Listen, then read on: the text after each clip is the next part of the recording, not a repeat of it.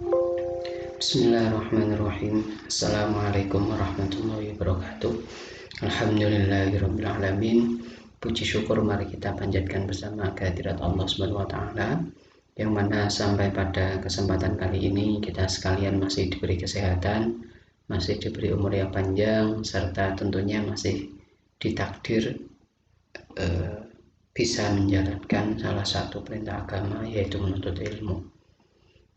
Bahwa berkali-kali saya sampaikan bahwa pandemi ini tidak bisa kita jadikan alasan untuk kemudian melalaikan perintah menuntut ilmu. Jadi justru di masa pandemi ini kita harus banyak belajar.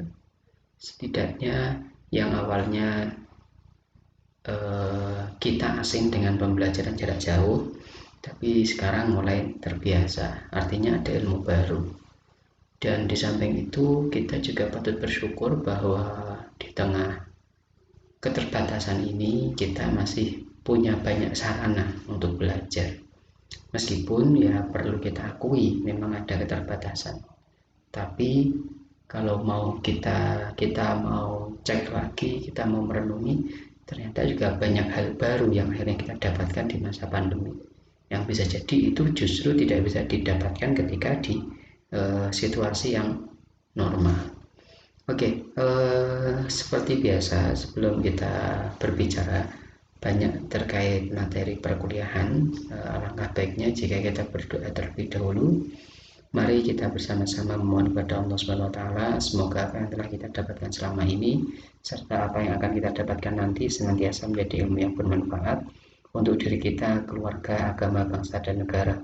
Dan semoga segala hajat kebaikan yang kita miliki diberi kemudahan dan akhirnya dikabulkan serta mendapat ridho Allah Subhanahu wa Ta'ala. Al-Hadini as-salihah. Al-Fatihah. Alhamdulillahirrabbilalamin. Ar-Rahmanir-Rahim. Maliki yaumiddin. Iyyaka na'budu wa iyyaka nasta'in. Ihdinas siratal mustaqim. Siratal ladzina an'amta 'alaihim ghairil maghdubi 'alaihim waladdallin. Rabbi firli wa liwalidayya wal mu'minina amin. Bismillahirrahmanirrahim. Raditu billahi rabba bil islami dina wa bi muhammadin nabiyya wa rasula. Rabbi zidni ilma warzuqni fahma. Amin ya rabbal alamin. Oke, setelah pertemuan sebelumnya kita berbicara tentang sejarah kebudayaan Islam di Indonesia sebagai sebuah pengantar. Jadi kita berbicara cukup global kemarin terkait kebudayaan, dan hari ini kita akan berbicara tentang Indonesianya. Tapi kita tidak langsung masuk ke pembahasan kebudayaan Islam. Artinya bagaimana kemudian Islam itu menjadi budaya, membudaya. Itu tentu membutuhkan waktu yang tidak sebentar, tapi kita patut untuk kemudian mencoba melihat Indonesia sebelum kedatangan Islam itu seperti apa. Meskipun di awal saya harus sampaikan, apa yang saya sampaikan ini nanti itu tidak akan merangkum semuanya. Artinya apa yang saya sampaikan ini hanya secuil saja. Secuil apa? Ya secuilan paling kecil lah dari sejarah tentang Indonesia, sejarah tentang Nusantara. Tapi di sini ya saya hanya akan menyampaikan beberapa hal saja, yang itu mau tidak mau harus kita jadikan patokan. Jadi kita jangan sampai melupakan sejarah, bahkan sejarah ketika Islam belum datang di Indonesia. Sehingga ketika kita tahu sebelum Islam datang, kemudian pasca Islam datang, kita akan tahu perbedaannya. Kita akan tahu Islam itu mempengaruhi dalam hal apa. Islam memasuki dalam hal apa saja. Jadi kita harus tahu sebelumnya. Jadi ibarat tes itu ada pre-test dan post-test. Saya bisa mengetahui bahwa metode pembelajaran saya baik itu jika ada pembandingnya. Jadi ada pre-test sebelum saya memberi metode itu, dilihat hasilnya. Kok setelah dikasih metode itu ada peningkatan, berarti metode ini berpengaruh. Nah, kan begitu. Termasuk ini tadi, Islam. Apakah Islam punya pengaruh besar di Indonesia? Ya, caranya lihat dulu sebelum ada Islam, baru nanti lihat setelah ada Islam. Nah, nanti ketemu, oh ternyata Indonesia itu dipengaruhi banyak ya oleh Islam. Jadi, tapi seperti yang saya sampaikan, sejarah Nusantara, sejarah bangsa ini itu tidak hanya ada dalam beberapa slide yang akan saya tampilkan. Jadi ini hanya sepersekian 0,00 berapa persennya sejarah Indonesia. Karena kalau kita mau bicara sejarah Indonesia pra-Islam, ya bahkan satu semester saja sangat kurang gitu ya. Jadi ini hanya sebagai pengantar, jadi ya jangan terlalu diprotes lah, ya dikritisi boleh nanti dalam pertanyaan-pertanyaan, tapi jangan kemudian beranggapan bahwa sejarah pra-Islamnya Indonesia itu hanya beberapa slide ini, tapi masih banyak poinnya di situ. Oke. Agama dan kepercayaan, perlu kita ketahui bahwa Islam di Indonesia itu terhitung agama yang masih muda. Ya, nah, besok akan kita bicarakan Islam datang pertama di Indonesia abad berapa, tapi termasuk yang muda. Karena dibanding agama-agama yang lain relatif lebih muda. Tapi perlu kita ketahui, makanya harus kita ketahui sebelum ada Islam itu orang Indonesia, orang Nusantara ini dalam hal agama dan kepercayaan itu menganut apa? Masyarakat yang tinggal di Indonesia sebelum Islam sudah mengenal agama atau kepercayaan. Mereka sudah memeluk agama Hindu, Buddha, dan sebagian menganut kepercayaan Kapitayan. Tapi menurut bukunya Pak Agus Sunyoto, almarhum Atlas Wali Songo, itu disebutkan justru di Jawa itu penganut yang terbanyak adalah Kapitayan. Siapa? Apa itu agama Kapitayan? Kapitayan adalah sebuah kepercayaan yang memuja Sang Hyang Taya, di mana doktrin keagamaannya adalah Tuhan itu tidak berwujud, jadi suwung. Kemudian di situ disebutkan bahwa Kapitayan itu konsep ketuhanannya adalah tan keno kinoyong opo. Jadi Tuhan itu tidak bisa dibayangkan. Begitu sudah bisa dibayangkan, maka itu bukan Tuhan. Ini nanti seru kita mau bicarakan ini. Bagaimana orang Jawa itu dengan mudah sekali menerima Islam, karena awalnya memang konsep ketuhanannya itu ada kesamaan. Meskipun saya tidak katakan Kapitayan itu sama dengan Islam, tapi apa, kalau dalam Islam kan laisa kamitslihi syai'un, tapi dalam Kapitayan tan kena kinoyong opo. Nah, ini menarik di bukunya Pak Agus Sunyoto, Pak Yai Agus Sunyoto. Jadi beliau melakukan riset yang tidak tanggung-tanggung dan menemukan ternyata kemudian para orientalis mengklasifikasikan kepercayaan nenek moyang Indonesia animisme dan dinamisme. Tentu kalian tidak asing dengan istilah ini. Percaya sama roh, percaya sama pohon angker, ya semacam itulah. Nah, itu oleh orang orientalis, orang barat yang mempelajari tentang budaya timur termasuk Indonesia, itu mengatakan ada animisme dan dinamisme. Meskipun sebenarnya kalau dikaji lebih dalam, ada Kapitayan yang mereka tidak menyembah roh, mereka tidak menyembah pohon angker, mereka tidak menyembah batu, tapi mereka yang menyembah Tuhan yang tidak wujud, yang tidak bisa dibayangkan. Makanya sebenarnya nanti ketika kita sudah masuk akulturasi budaya, itu ada satu peninggalan Kapitayan yang masih ada di Indonesia, dan mungkin sebagian besar menganggap itu tradisi Islam. Padahal itu bukan, itu tradisi. Kenapa? Karena dalam sholatnya orang Kapitayan itu mereka punya satu bangunan yang disebut sanggar. Sanggar itu bangunan persegi, jadi bentuk rumah persegi. Kemudian di paling depan itu ada apa? Ya kalau di kita namanya pengimaman. Jadi dia kotak, kemudian depannya ada kotakan kecil yang menjorok ke depan. Itu oleh agama Kapitayan disebut itu adalah tempatnya Tuhan. Meskipun dalam konteks bukan kemudian Tuhan itu bertempat di situ, tapi biarkan itu suwung, itu kosong, karena Tuhan itu adalah tan kanukino yang apa tadi. Banyak lagi sebenarnya kalau kita bicarakan, dan itu nanti ketemu titik temunya bahwa kenapa di Jawa mudah sekali orang Jawa itu kemudian memeluk Islam. Nah, kondisi sosial kemasyarakatan. Memang di buku-buku sejarah nasional, dalam arti apalagi yang disampaikan di sekolah-sekolah itu, sepemahaman saya, ya mungkin karena keterbatasan saya, itu sangat jarang menyebut kapitayan. Pasti yang disebut adalah sebelum Islam ya Hindu Buddha. Yang sebenarnya tidak salah, cuma sebenarnya itu tadi, justru mayoritas Hindu Buddha, apalagi orang Hindu, itu sebenarnya hanya dipeluk oleh kalangan kaum atas, pejabat lah. Karena kalau kita perhatikan budaya di Hindu, itu beberapa budayanya itu kosnya tinggi, biayanya tinggi. Bisa dicek lah.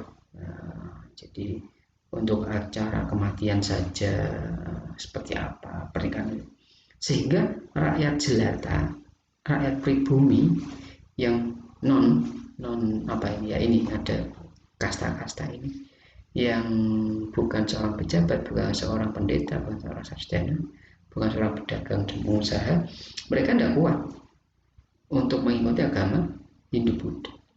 Maka sebenarnya kalau mungkin ini kemungkinannya, dan ini masuk akal, mungkin memang kemudian jika disensus itu yang agama masyarakat rakyat kecil itu lebih banyak kapitayan itu tadi.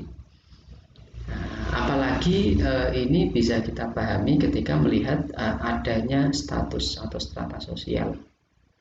Bayangkan saja ketika di sini ada strata seperti ini kan, otomatis yang paling bawah itu kemudian dalam tanda kutip ingin berontak tapi tidak bisa, bahasanya kan begitu. Jadi tapi memang begini di Indonesia waktu itu ada kasta-kasta, ada kasta Brahmana, kaum pendeta, ya tokoh agama lah, dan sarjana, insinyur, bahasanya kalau sekarang ya sarjana, orang yang pintar. Kemudian kesatria, para prajurit, ini apa, kasta kesatria, prajurit, pejabat dan bangsawan.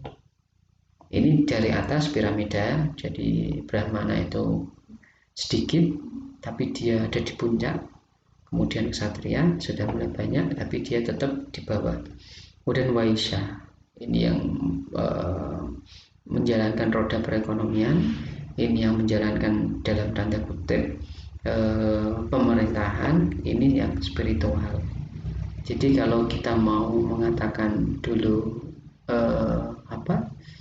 dalam hal ini berarti memberi penghormatan yang tinggi kepada spiritual, ya tidak salah sebenarnya.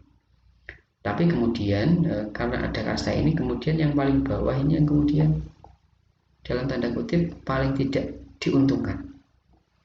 Ya, jadi ini dulu sosial kemasyarakatan begini.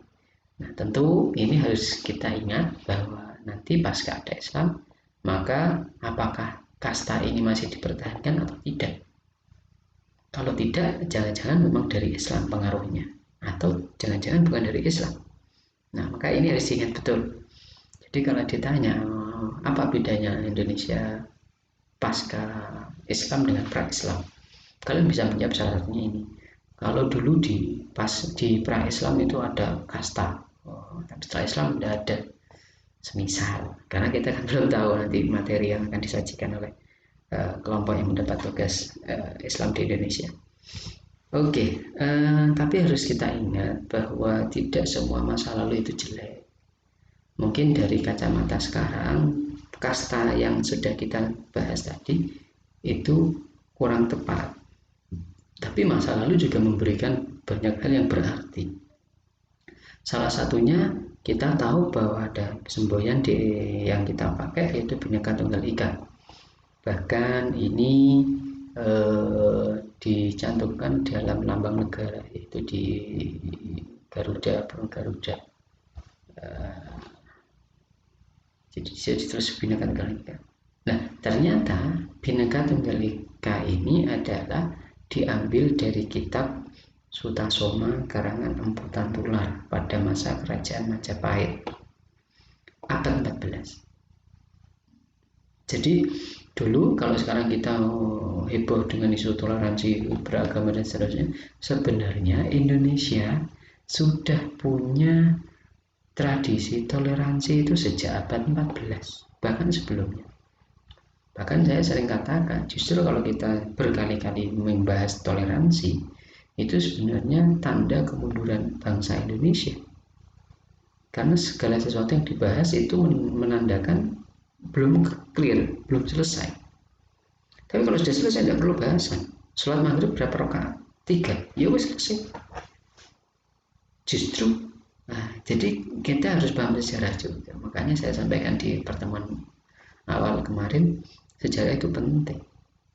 Karena kita bisa melihat, dulu saja di abad 14, toleransi antar umat beragama itu sudah tertanam di dalam diri penduduk Nusantara.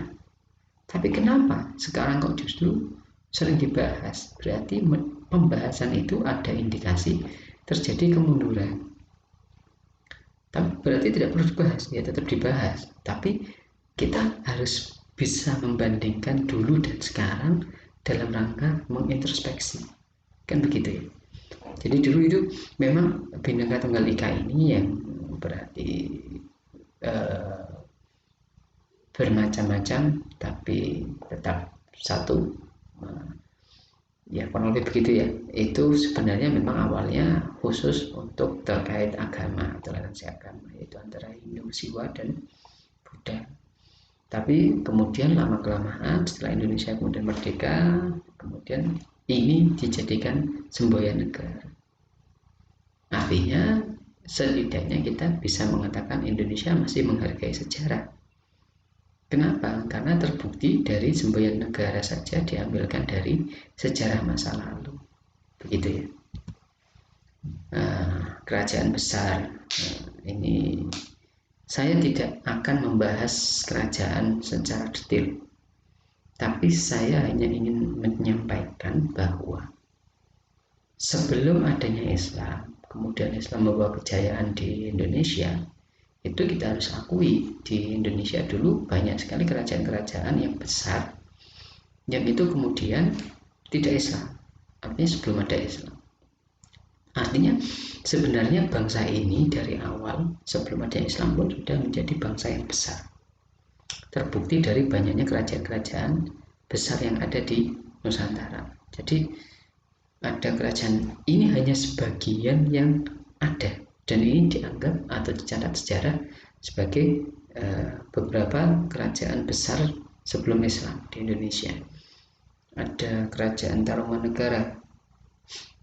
Kemudian ya ini saya bahas, tidak akan saya bahas panjang. Kemudian kerajaan Sriwijaya ini ada di Palembang.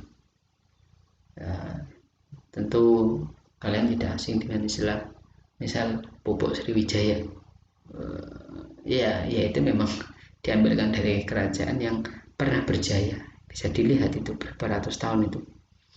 Kemudian kerajaan Bali merupakan istilah untuk serangkaian kerajaan Hindu-Buddha yang pernah memerintah di Bali. Jadi di Bali itu memang kepercayaan Hindu-Buddhanya masih berkembang.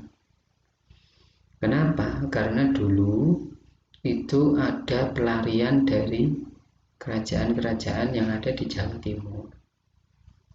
Gitu ya. Jadi Majapahit ketika kemudian mulai ada ekspansi dari kerajaan Muslim, kerajaan Islam, itu kemudian oleh orang-orang Hindu Buddha itu ada yang tidak mau memeluk Islam, kemudian melarikan diri di Bali, kemudian mendirikan kerajaan di sana. Jadi menarik memang kalau kita bicara sejarah itu. Tapi saya tidak akan, seperti saya sampaikan, tidak akan berbicara panjang lebar, ya kalian cari sendiri karena ini sebenarnya hanya sebagai pengantar. Tapi ya kalian inilah membahas atau mencoba menggali sejarah. Kita harus tahu betul bahwa bangsa ini dari awal memang besar, wes bakati jadi negara gede, bahasanya begitu, karena kita sudah punya sejarah banyak. Kemudian Singosari di Malang, kemudian ya ini saya hanya baca sekilas saja. Ini kemudian ya kalian bisa baca juga ya, bercorak Hindu. Kemudian Singosari ini berhasil mengalahkan dalam tanda kutip, bisa mengambil supremasi di wilayahnya Sriwijaya tadi. Ini jadi ini kerajaan Ken Arok, Ken Dedes, Kertanegara, dan memang pimpinan yang mencapai masa keemasan jadi di pimpinan Kertanegara. Kemudian ada Majapahit, lahir di Raden Wijaya, raja pertama. Ya ini bisa makanya saya sampaikan tadi, materi ini sebenarnya tidak cukup hanya satu kali, satu pertemuan. Makanya ya kalian bisa cek lah, bisa dibaca. Nah kalau Majapahit ini raja yang mencapai masa keemasan adalah Hayam Wuruk, di mana salah satu yang terkenal di era ini adalah Patih Gajah Mada. Jadi ini ya, catatan kitab negara Kertagama, kekuasaan Majapahit mencakup Jawa, Sumatera, Semenanjung Malaya, Kalimantan hingga Indonesia Timur. Jadi dulu ada kerajaan yang memang ya ini adalah orang Indonesia itu sebenarnya bakat menjadi bangsa yang besar. Karena dari segi sejarah saja. Nah, cuma sayangnya memang sekarang kita kan dianggap macan yang sedang tertidur. Nah, itu tinggal sampai kapan tidurnya. Ya karena yang memberi julukan itu pun sebenarnya juga bukan tanpa alasan. Melihat sejarah Indonesia itu bukan main-main. Tapi ya nanti ada sejarah kelamnya juga. Kerajaan Sunda Pajajaran, kemudian kerajaan Mataram kuno. Ini peninggalannya ada Candi Borobudur, Mendut, Prambanan, Plaosa. Nah, ini jadi kalau kita lihat peradaban atau kemajuan dalam hal arsitektur sampai ada candi-candi itu kan menunjukkan bahwa terlepas mereka bukan Islam tapi embrio bangsa besar itu sudah ada di Indonesia. Cuma itu tadi benar kalau dikatakan singa yang sedang tertidur. Kemudian ini kondisi politik ya, ini secara singkat saja. Jadi abad ke-7 sampai 12 Sriwijaya Palembang tadi mengalami kejayaan. Kemudian masuk abad 13 tanda-tanda kemunduran. Jadi ini yang menyebabkan salah satu faktornya itu pungutan pajak atau pungutan biaya bagi yang melewati Selat Malaka. Jadi dimintai biaya masuk, biaya guna Selat Malaka, bahasanya begitulah. Oleh kerajaan itu menguntungkan, tapi oleh beberapa kapal negara yang ingin melakukan jual beli akhirnya tidak memilih rute yang di situ ditarik pajak oleh Sriwijaya. Akhirnya lama-kelamaan terjadi kelemahan di dalam, kemudian ada faktor dari dalam dan dari luar, akhirnya ada kemunduran, diperburuk apalagi kemudian kerajaan dari Jawa Singosari melakukan ekspedisi Pamalayu, yang mana setelah tadi Sriwijaya itu dirongrong dari dalam, itu kemudian mendapat benturan dari luar, mendapatkan serangan. Supremasi kerajaan Singosari dapat diletakkan di bekas daerah pengaruh Sriwijaya. Singosari yang di Malang tadi ya.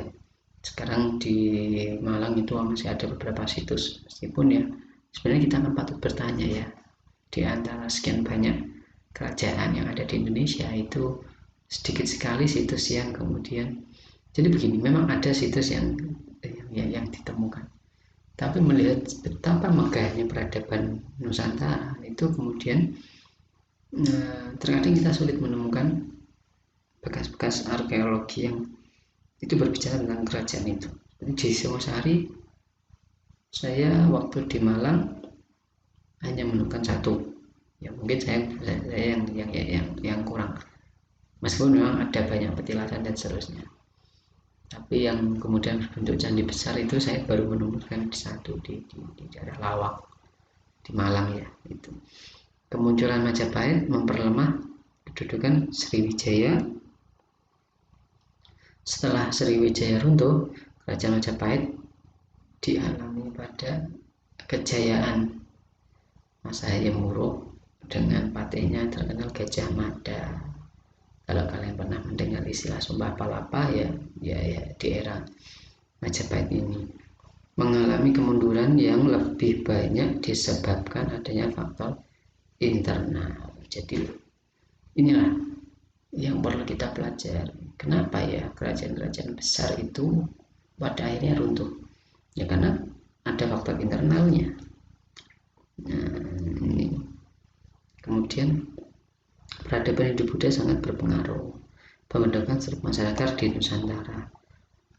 Ya tentu ketika bersinggungan dengan Hindu-Buddha, maka kebudayaan yang ada pun ya, akhirnya berkenalan, yang lama-lama kemudian mungkin akan mewarnai satu sama lain. Termasuk ketika nanti kita bicara Indonesia ya kita bisa lihat apa yang dipelajari dari Islam di dalam konteks keindonesiaan.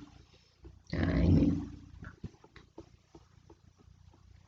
Nah dari segi nama saja sebenarnya Indonesia itu nama yang relatif baru. Nih mulai familiar itu tahun 1928. Sebelumnya ditemukan oleh pria diperkenalkan Skotlandia, asal Skotlandia, James Richardson Logan. Kemudian sebelum itu Max Havelaar Douwes-Dekker memberikan nama insulin. Kemudian pada masa penjajahan Eropa menyebut Indonesia sebagai Nederland Oost-Indie. Bangsa Belanda ya ini. Jadi ini ya jauh sebelum nama Indonesia muncul, Indonesia bernama Nusantara. Nama Nusantara berjangka kerajaan Majapahit. Kemudian Vasco da Gama menyebut Indonesia sebagai Hindia. Letaknya yang berada di perbatasan langsung dengan Samudra Hindia. Nah, kemudian ini dikuasai Belanda, Indonesia itu menjadi Hindia Belanda atau Hindia Timur Belanda. Ini ya, jadi ada perjalanan panjang untuk kemudian menyepakati nama Indonesia. Nah, gitu ya. Jadi kalian bisa menjelaskan itu. Oke, kenapa saya mengatakan Indonesia sekarang ya? Ya kalau kita bicara masa lalu itu pasti ada plus minusnya. Tapi kita patut akui beberapa kerajaan yang sudah kita bicarakan itu memiliki pengaruh yang luas. Nah pertanyaannya begini, kalau dulu pernah berjaya bagaimana dengan sekarang? Nah tapi saya tidak akan membahas lebih detail ke situ karena kita masih banyak sekali, masih punya beberapa kali pertemuan yang di situ akan saya sampaikan. Oke, secara kependudukan sekarang 270,2 juta jiwa, keempat di dunia. Kemudian dari segi suku bangsa, Indonesia itu memiliki 1340 suku bangsa dengan bahasa lebih dari 700 daerah. Meskipun kemudian agama, meskipun menjamin kebebasan beragama, Pemerintah hanya mengakui 6 agama resmi. Terus mau diapakan data ini? Ya sebagai pijakan. Jadi pertemuan ini tuh sebagai pijakan kita ke pertemuan-pertemuan selanjutnya. Ini kondisi politik, kita akan lihat bagaimana kemudian Islam bisa berjaya, dalam arti masih menjadi mayoritas di Indonesia itu kenapa? Itu harus dicari, dan itu masih ada beberapa pertemuan lagi, jadi jangan terburu-buru dulu, penting ini dipahami. Begitu ya saya kira untuk pertemuan kali ini. Jika ada banyak salah atau kekurangan, saya sepenuhnya mohon maaf yang sebesar-besarnya. Dan saya harap apa yang saya sampaikan tidak bisa memuaskan kalian, tidak memuaskan, karena saya tidak ingin kalian mudah puas dengan apa yang disampaikan, tapi kalian cepat-cepatlah untuk kemudian merasa tidak puas. Ya kalau sekarang oh ya paham, mantuk-mantuk tidak masalah, tapi jangan lama-lama, segera percepat. Semoga di dalam memahami materi kemudian dalam perkuliahan itu tidak kemudian terbatas. Jadi sayangnya kan saya agak disayangkan kalau kemudian kalian itu cukup puas dengan yang saya sampaikan dan nanti sampaikan teman-teman. Makanya saya sering sampaikan ya, bertanyalah, karena bertanya itu sebenarnya dari ilmu. Jadi itu saya kira dari saya untuk pertemuan kali ini. Jika ada yang kurang mohon ditambahi, jika ada yang lebih mohon dikurangi. Wallahul muwaffiq ila aqwamit thoriq. Wassalamualaikum warahmatullahi wabarakatuh.